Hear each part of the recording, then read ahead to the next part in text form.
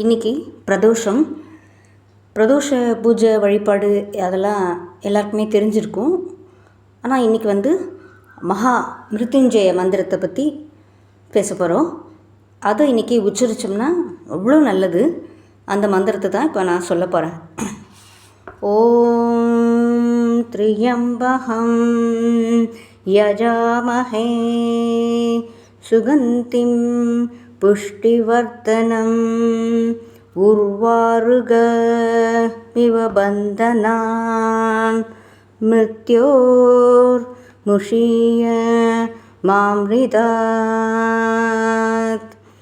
ஓம் த்ரியம்பகம் யஜாமஹே சுகந்திம் புஷ்டிவர்தனம் உர்வாருகமிவ பந்தனான் மிருத்யோர் முஷீய மாம்ரிதாத்.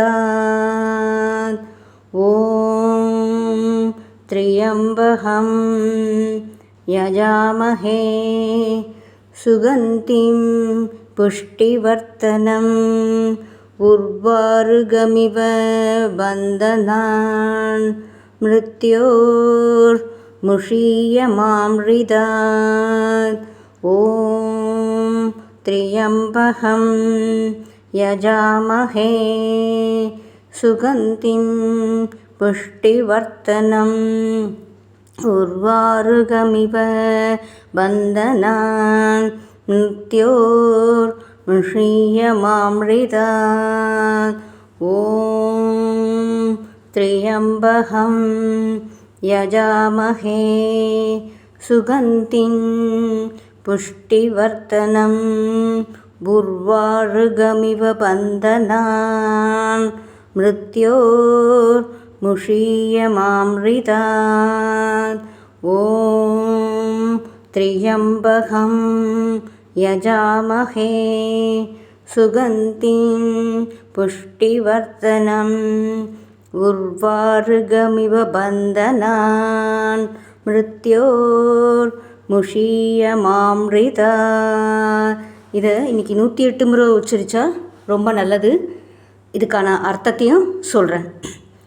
நறுமணம் கமழும் மேனியனே, 3 கண்களை உடையவனே, அனைவரையும் பேணி காப்பவனே, உன்னை நாங்கள் வணங்குகிறோம். பழம் கனிந்து கிளையின் பிணைப்பிலிருந்து விடுதலையாகி உதிர்வதைப் போல் மரணத்திலிருந்தும் நிலையற்ற தன்மையிலிருந்தும் எங்களுக்கு விடுதலை தருவாயாக. இதுதான் ரொம்ப அழகான அர்த்தத்தோடு இருக்குது இந்த ஸ்லோகம்.